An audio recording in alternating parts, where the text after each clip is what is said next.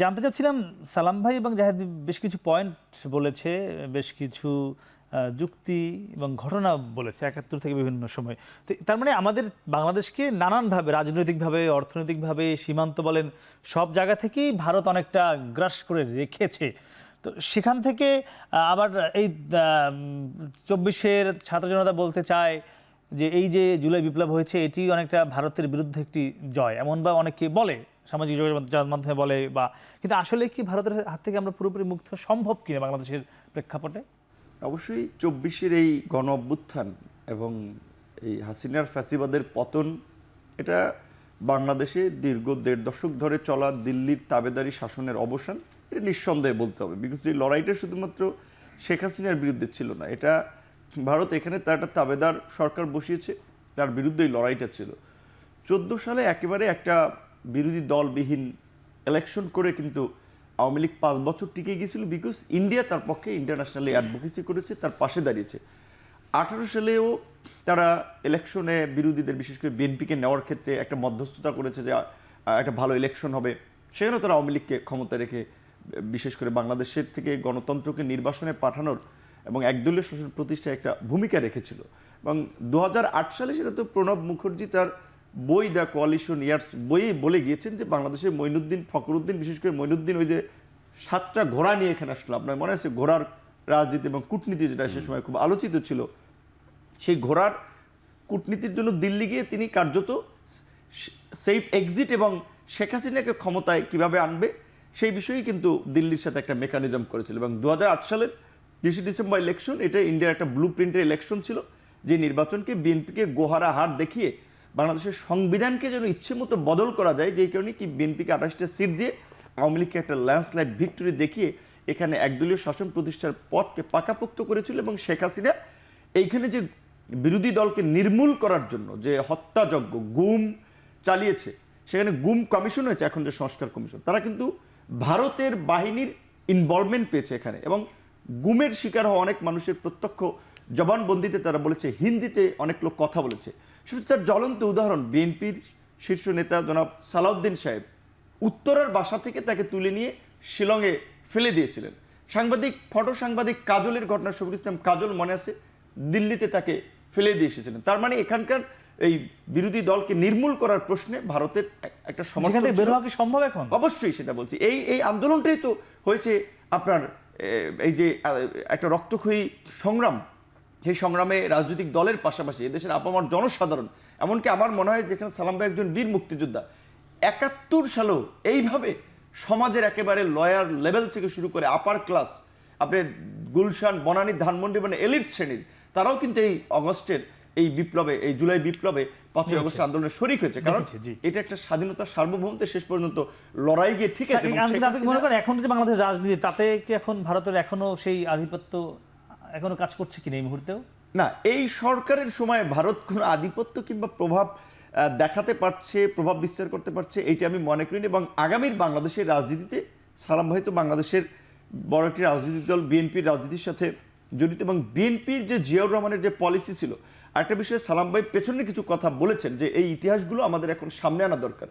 ৭১-এর ১৬ই ডিসেম্বর আমরা স্বাধীন হয়েছি, ১৪ই ডিসেম্বর পাকিস্তানিদের ক্ষমতা ছিল না এইখানকার বুদ্ধিজীবীদের বেছে বেছে হত্যা করা। এটা কিন্তু বাংলাদেশকে একটা পঙ্গু রাষ্ট্র হিসেবে গড়ে তোলার জন্যই এটা ইন্ডিয়ার একটা মিশন ছিল। যেটা ৩ বছর মেজর জলিলকে কেন স্বাধীন বাংলাদেশের একজন সেক্টর কমান্ডার্সকে গ্রেপ্তার হতে হলো, কেন জহির রেহানকে গুম হতে হলো, এটি কিন্তু ইন্ডিয়ার মিশন ছিল। ঠিক একইভাবে শেখ মুজিবুর রহমানের হত্যাকাণ্ড থেকে শুরু করে জিয়াউর রহমানের হত্যাকাণ্ড, এর সাথেও কিন্তু ইন্ডিয়ার একটা ইনভলভমেন্ট ছিল। কারণ ইন্ডিয়া এখানে একটা শক্তিশালী নেতৃত্ব গড়ে উঠবে, এইটা কখনো চায় নাই। বিএনপির এই যে তরুণ নেতাদের মধ্যে ইলিয়াস আলী থেকে শুরু করে অনেককে যারা গুম হয়েছেন, সরাসরি ইন্ডিয়ার একটা ইনভলভমেন্ট ছিল।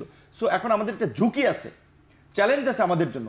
আমরা যারা আগামীতে বাংলাদেশকে, জিয়াউর রহমান যে স্বপ্ন দেখেছিলেন একটা স্বনির্ভর বাংলাদেশ গঠন করা, কিংবা আমাদের মুক্তিযোদ্ধারা একটা প্রকৃত স্বাধীন সার্বভৌম, শুধুমাত্র স্বাধীন একটা ভূখণ্ড নয়, রাজনৈতিক অর্থনৈতিক স্বাধীনতা, সেটা আমরা আজকের তরুণ প্রজন্ম যারা অর্জন করতে চাচ্ছি, আমার ধারণা সামনে অনেক পলিটিক্যাল কিলিং হবে, সেখানে ইন্ডিয়ান ইনভলভমেন্ট থাকবে, অনেক গুপ্ত হত্যা হবে, সেখানে ইন্ডিয়ান ইনভলভমেন্ট থাকবে। কাজে এখন সালাম ভাই আমাদের বিজ্ঞাপনে যেই কথাটি বলছিলেন, আমরা আলোচনা করছিলাম, বাংলাদেশের আপনার মুক্তিযুদ্ধ থেকে শুরু করে ৭৫ বলেন, ৯০ বলেন, আপনার এই 2024 বলেন, এমনকি বিভিন্ন সংকটে শেষ পর্যন্ত দেশপ্রেমিক সামরিক বাহিনী কিন্তু জনগণের পাশে ছিল। মুক্তির একটা এই জাতির মুক্তির পথে একটা কার্যকর ভূমিকা পালন করেছে। তো আমি আজকের এখন যারা সরকারে আছেন, আপকামিং যারা সরকারে আসবেন, তাদেরকে বলবো বাংলাদেশের একটা স্বাধীন সার্বভৌম রাষ্ট্র হিসেবে তার একটা সামরিক পলিসি থাকা দরকার, তার একটা ফরেন পলিসি থাকা দরকার। কিন্তু দুঃখজনক আমরা এই 50 বছরে 53 বছরে আমরা একটা পররাষ্ট্র নীতি, যে সরকার পরিবর্তন হবে পররাষ্ট্র নীতি অটল থাকবে, সামরিক আমাদের যে সিকিউরিটি, অন্যান্য দেশে আমরা দেখি। তিন দিকে ভারত বেষ্টিত, একদিকে মিয়ানমার, দুটি অমুসলিম কান্ট্রি, আমরা এখানে একটা মুসলিম সংখ্যাগরিষ্ঠ রাষ্ট্র। কাজে আমাদের তো একটা শক্তিশালী পররাষ্ট্র নীতি থাকা দরকার, সামরিক মানে যে সরকার রণকৌশল নীতি থাকা দরকার। পরিবর্তন হবে না, সেটা যদি আমরা গড়ে তুলতে পারি তাহলে আগামীর বাংলাদেশ ভারতের আধিপত্যবাদ থেকে মুক্ত সালাম ভাই, হবে। এটা আপনার Otherwise কাছে ফিরতে কিন্তু চাই। মুক্ত হবে না। একটা প্রশ্ন। এই যখন আমি আসছি, এই যখন অবস্থা, তখন মানে এখনো নানান কুটচাল চলছে। সেখানে আজকে বিএনপির একজন স্থায়ী কমিটির সদস্য সালাউদ্দিন আহমেদ তিনি বলেছেন 5 আগস্ট তারা নির্বাচন চান, আগামী নির্বাচন এই বছরের 5 আগস্ট। এটি কতটুকু যুক্তিসঙ্গত মনে করেন? এটার পেছনে যুক্তিটা হলো এই যে এটা তো একটা ইন্টেরিয়াম গভর্নমেন্ট, জি, এবং এখনো কিন্তু মানে ওই স্বৈরাচার ফ্যাসিবাদ যাদেরকে বিদায় করলাম আমরা, তার সমস্ত কিছু অঙ্গ প্রত্যঙ্গ কিন্তু অবস্থান করছে। এবং যত কথাই বলুক এখন পর্যন্ত গভর্নমেন্ট তারাই রান করতেছে। তো সেই কারণে এগুলোকে রেখে আপনি দীর্ঘ একটা সময় নিয়ে সংস্কার করবেন আর তারা বসে থাকবে। আজকে যেগুলো হচ্ছে, আজকে বর্ডার বলেন, আজকে সচিবালয় কয়েকদিন পর পর ডেমনস্ট্রেশন, আজকে শাহবাগের সামনে ডেমনস্ট্রেশন, আজকের প্রতিবেশী রাষ্ট্র থেকে বলা যে এখানে হিন্দুদেরকে কচুকাটা করা হচ্ছে, অর্থাৎ এগুলো ষড়যন্ত্রের অংশ। এই জন্য আমরা বলতেছি যে এই মুহূর্তে জাতীয় ঐক্যটা সবচেয়ে বড় এবং পিপুলস ম্যান্ডেটটা খুব জরুরি। কারণ এই গভর্নমেন্ট তার, আমরা যতই বলি যে হ্যাঁ ওকে ফেলাইছে আনছি, কিন্তু অনেকে এখনো বলার চেষ্টা করে যে হাসিনা নির্বাচিত প্রধানমন্ত্রী। নির্বাচনের তারিখ নিয়ে তো ঐক্যের মধ্যে ফাটল দেখা যাচ্ছে। আপনারা বিএনপি বলছে একটা ফাটল না, অর্থাৎ ফাটল ধরানোর জন্য চেষ্টা করতেছে। আচ্ছা, ফাটল ধরানো, এই জন্য আমরা বলতেছি যে ওই ফাটলটা ধরার আগেই পিপুলস ম্যান্ডেটটা নেওয়া দরকার। পিপুলস ম্যান্ডেট নিয়ে যদি একটা গভর্নমেন্ট আসে, তখন আর বহিঃশত্রু বলেন বা ভিতরে যারা আছেন ওইটার দিকে আঙুল দেখানোর কোনো সুযোগ থাকবে না। ইটস মানে পাবলিক নির্বাচিত একটা সরকার এবং তার তখন রাইট আছে অনেক কিছু ডিসিশন।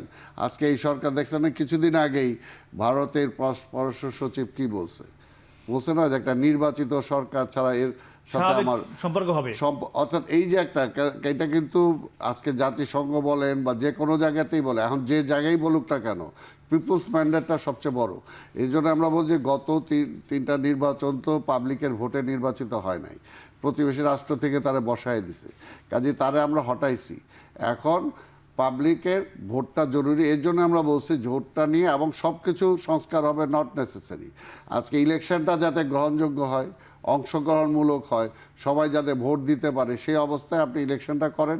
এর আগে কিছু জাতীয় ঐক্যমত্য সৃষ্টি করেন যে আমি সরকারে যদি যাই, যেমন আমরা তো 31 দফায় বলছি, আপনি যদি দেখেন পরিষ্কার প্রথম যে 5টা দফা, একদম মিল মানে কি, প্রথম যে 5টা দফা বলা হয়েছে আপনি যদি সেটাই শুধু দেখেন তাহলে আপনি বলবেন যে এটা এর বাইরে যাওয়ার খুব একটা কিছু নাই। কাজে ওইটা করলে পরবর্তী পর্যায়ে ফ্যাসিবাদ জন্ম হওয়ার সুযোগ কম এবং যে কেউ ফ্যাসিস্ট হওয়ার জন্ম দেওয়ার খুব কম। একটা ডেমোক্রেটিক প্রসেস রান করতে থাকবে। এই কারণে নির্বাচনটা জরুরি। দরকার।